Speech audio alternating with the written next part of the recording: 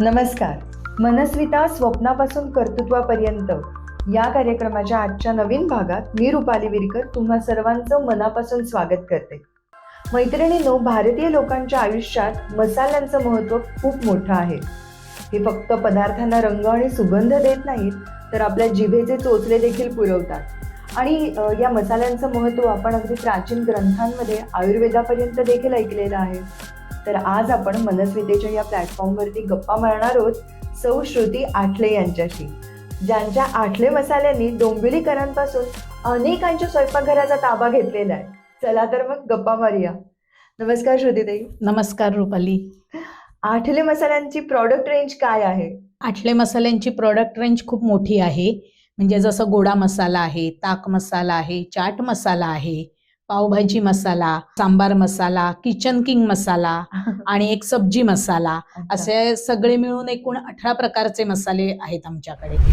मसाल्यांचाच व्यवसाय करावा असं तुला मुळात का वाटलं? मुळात मला स्वयंपाकाची आवड आहे, पण टिपिकल आमटी भात भाजी पोळीची आवड नाहीये. मला पण नाहीये. वेगवेगळं काहीतरी करायचं, आणि पण त्याच्यासाठी मसाले तर लागतातच ना. मग ते मसाले करायची तेव्हापासून मला की ह्याच्यात समजा लवंगाचं प्रमाण जास्त झालं तर ती टेस्ट कशी लागेल, मिरीचं झालं किंवा तमालपत्र आहे, दालचिनी, असं मी वेगवेगळं करत गेले. आणि तो मसाला मात्र आपणच करायचा हे पहिल्यापासून होतं. जे असेल ते आपण घरात करायचं. आणि मग ती चव चांगली लागायला लागली, जरा वेगळी आपल्याला कळायला लागली जिभेला. तर अशा ह्याच्यातनं मग ते एक एक सुरू झालं. मग म्हटलं मसाले करू. मग तेव्हापासून मात्र मी मसाले पूर्ण घरीच करायची. हा व्यवसाय सुरू करायच्या आधी नक्की काय करत होतीस बाय प्रोफेशन? मी शाळेत शिक्षिका होते. आपल्या डोंबिवलीतच आहे, स्वामी विवेकानंद दत्तनगर. तिथे मी कम्प्युटर टीचर म्हणून होते. तिथे मी काही वर्ष नोकरी केली. आणि तिथे नोकरी करतानाही काय होतं, मधली सुट्टी असायची. मराठी माध्यमाची शाळा आहे ना, 2 मधल्या सुट्ट्या असायच्या. तर एका मधल्या सुट्टीत नाश्ता असायचा, म्हणजे शिक्षकांना किंवा असं मी द्यायची, मला आवड म्हणून, की आज आम्ही पोहे केले आहेत किंवा काय. मग त्याच्यात सुद्धा पोह्यात वेगळे पण काय, अशी ती सुरुवात झाली. मग मसाले मगाशी म्हटलं तसं मी घरी करायची. बाई याची चव बघा आणि सांगा मला कसं काय वाटतंय ते, अशी ती सुरुवात झाली.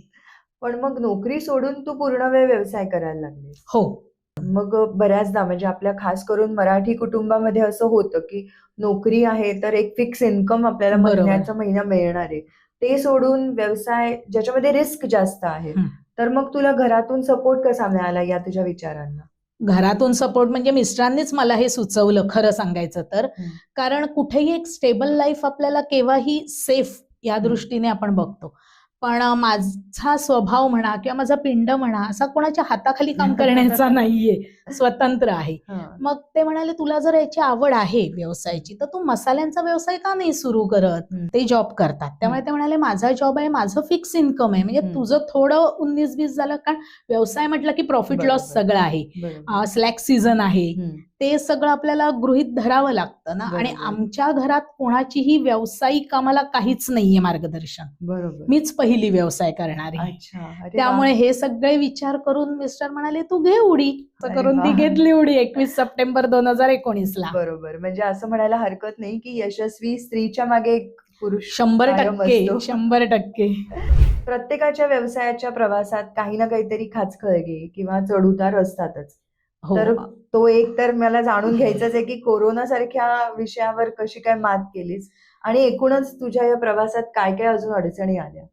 हा तर प्रश्न अगदी खूपच छान आहे. कारण 19 ला सुरुवात केली सप्टेंबरला, आणि मी साधारण ना डिसेंबरच्या एंडला एक आपल्या डोंबिवलीतच दुकान घेतलं.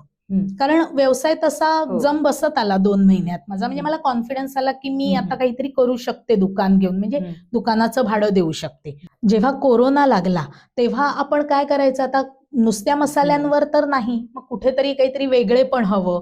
मग वडापाव सुरू केला. बरं, हे लोकांपर्यंत कसं पोचायचं, तर त्याच्यासाठी आम्ही एक जिंगल केली वडापावची, आणि ती जिंगल मी व्हायरल केली. म्हणजे मला तर वाटतं की म्हणजे तुझ्याकडे व्यवसायाच्या उत्पादकतेबरोबरच त्याचं मार्केटिंग हो.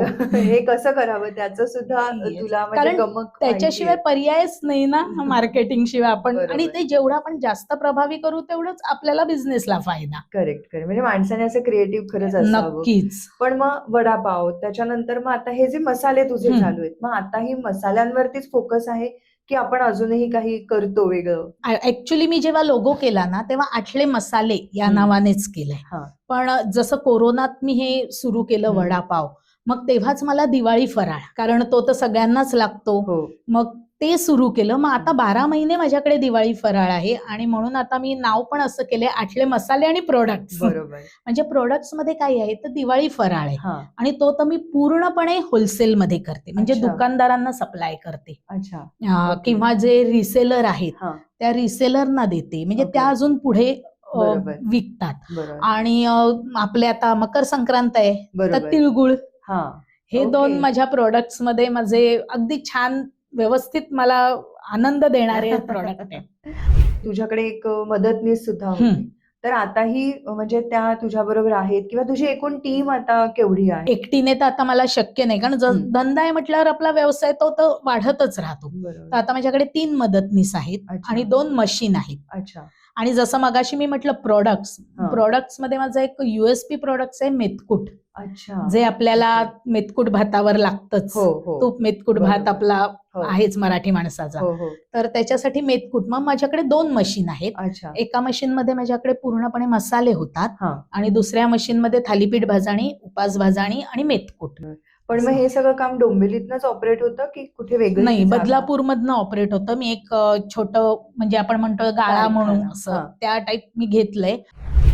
एक खूप महत्वाची गोष्ट आहे, कारण आपण फूड व्यवसायाबद्दल बोलतोय, तर या व्यवसायासाठी आवश्यक असणारं जे स्वच्छता आणि सेफ्टी, म्हणजे फूड अँड सेफ्टी बद्दल प्रत्येक या व्यावसायिकाने जागरूक असलं पाहिजे आणि हो. त्यानंतरच त्याने आपले पदार्थ किंवा आपले प्रॉडक्ट मार्केटमध्ये आणले पाहिजे. तर तू सुद्धा या सगळ्या विषयाची कशी काळजी घेतेस? हे तर आपलं मेन आहे. जेव्हा आपण फूड व्यवसायामध्ये येतो तेव्हा सगळ्यात पहिले आपल्याकडे लायसन्स, म्हणजे फूड आणि सेफ्टीसाठी जी लायसन्स लागतात ना ती टोटली सगळी लायसन्स आधी मी काढली. बरोबर. आणि माझी जी टीम आहे त्यांनाही मी प्रॉपर ट्रेनिंग दिलेलं आहे. त्यांच्या हातात बरोबर. ग्लोव्ज असतात, बरोबर. त्यांच्या डोक्याला कॅप असते हा. आणि त्यांना दर एक 2 ते 2.5 तासाने एक 10 मिनिटाचा ब्रेक देते. एखाद्या वेळी बघ ना आपण सतत तेच हा. काम करतो ना, कुठेतरी सॅच्युरेशन येतं. बरोबर. बरोबर. म्हणून मग एक 2-2.5 तासांनी कंपल्सरी 10 मिनिटं ब्रेक. शिवाय माझ्याकडे ज्या 2 मशीन्स आहेत ना, तर त्याचंही मी सर्व्हिसिंग दर 6 महिन्यांनी करते. हा. म्हणजे त्या मशीन बरोबर जे येतात कंपनीचे त्यांनी आम्हाला दाखवले कसं स्वच्छ करायचं काय, ते तर करतोच रोज. बरोबर. पण त्याच्याशिवाय कारण सतत माझं उत्पादन चालू आहे ना, तर त्यांनी वर्षातून एकदा सर्व्हिसिंग आम्हाला सांगितलेलीच होती की हा. करायची. हा. पण माझं जरा लोड जास्त आहे हा. कामाचं, म्हणून मग मी दर 6 महिन्यांनी कंपनीचा माणूस येऊन मला व्यवस्थित सर्व्हिसिंग करून देतो. बरोबर. डोंबिवलीमध्ये तर आम्ही सगळ्यांनीच आठले मसाल्याची हो. चव चाखलेली आहे. डोंबिवलीच्या बाहेर सुद्धा कुठे तुझे जातात अजून हे पदार्थ? हो, माझे डोंबिवलीच्या बाहेर, पण जास्त ते माझे डोंबिवलीच्या बाहेरच जातात होलसेलने. हा. जसं वर्धा आहे, नागपूर आहे, गुजरात आहे, संभाजीनगर आहे, अशा वेगवेगळ्या ठिकाणी आता माझे आहेत regular customer. Why is the Athale मसाले बेस्ट? आठले मसाले बेस्ट कारण सुक्का म्हणजे जो कोरडा मसाले लागतात, हा. खडे मसाले म्हणतो आम्ही त्याला, हा. ते घेण्यापासून माझ्याकडे काळजी घेतली जाते. अच्छा. म्हणजे ते सुद्धा ठराविक दुकानातनच मी घेते, कारण त्यांना आता माझं क्वालिटी माहिती आहे किंवा माझी रेंज माहिती आहे, तर तिथून घेते. ते निवडण्यापासून ते सगळं इतकं मेंटेन ठेवलं आणि आता ज्या माझ्या मदतनीस आहेत त्या फुल ट्रेन झालेल्या आहेत एकदम. म्हणजे त्यांना आता मला सांगायला लागत नाही की बाबा वेलची सालासकट घ्यायची की दाणे काढून घ्यायची, हे त्यांना माहिती आहे. तमालपत्र कापून घ्यायचंय की अख्खं भाजायचंय, बरोबर. अनेक गोष्टी असतात. मशीन मध्ये टाकताना या सगळ्या गोष्टींची पण आपल्याला काळजी घ्यायला लागते.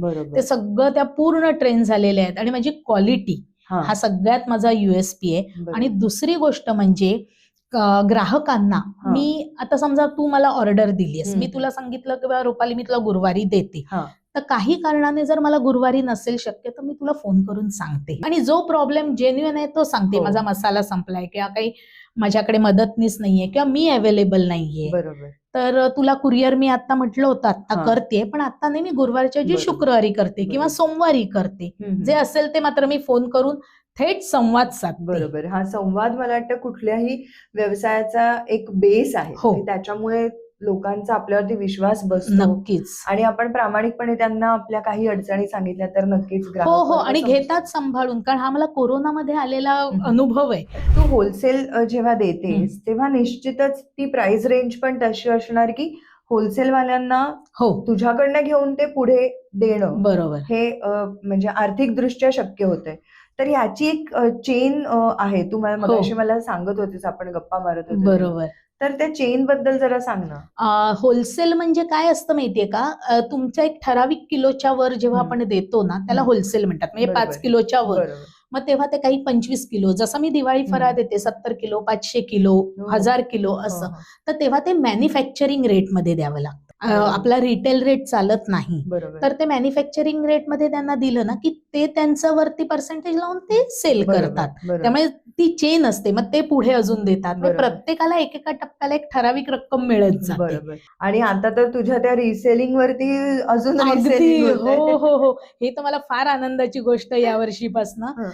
काही ग्रुप्स आहेत, व्यवसाय म्हटल्यावर तर आपल्याला ग्रुप लागतातच. बरोबर. तर तसे काही ग्रुप आहेत, तिथून मी रिसेलिंगला देते, त्याही पुढे देतात रिसेलिंगला. म्हणजे त्या म्हणतात, ताई आम्ही मार्केटमध्ये बघतो ना, तर तुझी जी प्राइसची रेंज आहे ना ती खूप चांगली आहे आणि कमी आहे, की आम्ही विकत घेऊन आमचं मार्जिन काढून आम्ही पुढे देऊ शकतो, की ती व्यक्ती पण मार्जिन काढते. म्हणजे बऱ्याचदा असं येतं लोकांना वाटतं की खूप महाग वस्तू आहे तरच ती दर्जेदार आहे. कारण माझा हेतू काय आहे, मीच एकटीने नाही कमवायचा, आपण अजून 4 जणांनी मिळून ते करूया, म्हणून ती चेन सिस्टीम माझ्यापुरती मी ठेवली आहे. तर तुझं नेटवर्किंग वगैरे असं काही आहे का? मार्केटिंग कशा प्रकारे चालतं? व्यवसाय म्हटलं की आपल्याला नेटवर्किंग नुसतं व्हॉट्सअप, फेसबुक याच्यावरनं आता नाही होत. तर असे डोंबिवलीत काही ग्रुप आहेत जे पेड ग्रुप आहेत, म्हणजे त्यांची एक ठराविक वार्षिक वर्गणी आपण भरायची आणि आपण त्या ग्रुपचे मेंबर होतो. तिथे काय होतं, सगळे व्यावसायिक असतात, त्यांच्याकडनं तर आपल्याला बिझनेस मिळतोच, पण रेफरन्ससाठी त्याचा फायदा होतो. आणि ह्याचं एक उदाहरण सांगेन, आता डोंबिवली ब्राह्मण उद्योजक म्हणून एक ग्रुप आहे, डोंबिवली DBU. तर त्यांचा फेसबुकला पण ग्रुप आहे. तर तिथे ना एकाने रिक्वायरमेंट टाकलेली की मी माझा मिसळीचा आता व्यवसाय सुरू करतोय डोंबिवलीतच, तर मला मिसळ मसाला कुठे मिळेल. तर तिथे जवळजवळ 10 ते 12 जणांनी माझं नाव रेकमेंड केलेलं आणि आज त्यांना मी होलसेलमध्ये सप्लाय करते मिसळ मसाला. हा नेटवर्किंग ग्रुपचा फायदा आहे. असे अनेक आहेत, KBBF म्हणून आहे एक ग्रुप, अजून तिथे पण मी आहे. असे 2-3 मी पेड ग्रुपमध्ये आहे. याच ग्रुप बरोबर मी एक परिणिता म्हणून आमचा महिलांसाठी ग्रुप आहे, ते NGO आहे. तर त्याच्या मार्फत थोडंसं सामाजिक काम काहीतरी हवं ना आपल्याला आपल्याकडून, तर त्याच्यासाठी त्या संस्थेशी मी जोडलेली आहे. आणि दुसरं म्हणजे नुसताच आपल्याला व्यवसाय करून आपलं मार्केटिंग करून होतच व्यवसाय असं नाही, त्यासाठी आपल्याला स्पॉन्सरशिप पण द्यावी लागते. तर अशा अनेक संस्थांमध्ये मी स्पॉन्सरशिप पण देते की ज्याच्यामुळे आपण जास्तीत जास्त लोकांपर्यंत पोहोचतो. नव्याने ज्या कोणी तरुणी या फूड बिझनेस मध्ये येण्यासाठी उत्सुक असतील त्यांना तो तुझ्या अनुभवावरनं काय सांगशील? अनुभव असं माझा पण काही फार नाहीये, पण जे मी काही अनुभव घेतले त्याच्यावरनं तर मी एवढं नक्की सांगेन की प्रॉफिट होतच असतो, कारण प्रॉफिट शिवाय कोणताच व्यवसाय आपण करत नाही. तर त्याच्यामागे जास्त न लागताना आपण जास्तीत जास्त चांगलं एकतर काम करत राहायचं. आणि जसं मी म्हटलं मगाशी रिसेलिंग, त्याच्यासाठी काही महिला अशा आहेत ना की ज्या स्वतः इन्व्हेस्ट नाही करू शकत, की तेवढी आर्थिक स्थिती नसते किंवा काही कारणाने नाही जमत, तर त्यांच्यासाठी पण मी रिसेलिंगला देते. तर मनस्विताच्या या प्लॅटफॉर्मवरनं मी नक्कीच असं सांगेन की अशा जर कोणाला महिलांना हवं असेल, उद्योग सुरू करायचा आहे पण त्यांच्याकडे आर्थिक बळ नाहीये, तर त्यांनी नक्की मला अप्रोच व्हावं. मी नक्की माझ्याकडून जेवढी मदत होईल तेवढी त्यांना नक्की करेन. येस, नक्कीच. मनस्विता बघणाऱ्या आपले जे सगळे प्रेक्षक आहेत ते नक्कीच तुला कॉन्टॅक्ट करतीलच, ज्यांना कोणाला या क्षेत्रामध्ये स्पेसिफिकली काम करायचंय. आपल्या एक शेवटच्या प्रश्नाकडे आपण येऊया की या आठले मसाले अँड प्रॉडक्ट्स या व्यवसायाचं पुढचं टार्गेट, पुढचा टप्पा काय असेल? पुढचा टप्पा म्हटलंस तर मला एक्सपोर्ट करायचंय, हे माझं ध्येय आहे. आणि त्या दृष्टीने माझ्याकडे सगळे लायसन्स वगैरे आता तयार आहेत. आणि टार्गेट म्हणजे आर्थिक म्हटलं तर करोडोचा टप्पा गाठायचा आहे, हे टार्गेट ठेवलेलं आहे. खूपच छान. मला तर श्रुतीताईशी बोलताना नक्की एक गोष्ट जाणवते, ती म्हणजे तुम्हाला काय करायचंय, ते कधी करायचंय आणि कसं करायचंय, ह्याचं जर चित्र आपल्या मनामध्ये क्लिअर असेल ना, तर आपण नक्कीच ते साधू शकतो. आणि ज्यांना कुणाला या फूड बिझनेसमध्ये श्रुतीताईबरोबर काम करायचंय, तर त्यांनी श्रुती आठले यांचे जे कॉन्टॅक्ट नंबर्स स्क्रीनवर दिसत आहेत, तिथे नक्की संपर्क करावा. डिस्क्रिप्शन बॉक्समध्ये देखील आम्ही त्यांचे कॉन्टॅक्ट नंबर देत आहोत. तुम्ही तुमच्या प्रतिक्रिया देखील आम्हाला कमेंट करून सांगू शकता आणि मनस्विताचे असेच भाग पाहत राहा आणि आम्हाला सपोर्ट करत राहा. श्रुतीताई, तू इथे आलीस आणि खूप छान गप्पा मारल्यास, तर त्याबद्दल तुझे खरंच मनापासून खूप खूप धन्यवाद. धन्यवाद मनस्विता या प्लॅटफॉर्मला की त्यांनी मला इथे बोलवलं आणि माझी मुलाखत घेतली. त्याबद्दल तुमचे, तुमच्या टीमचे, सगळ्यांचे मनापासून आभार. धन्यवाद.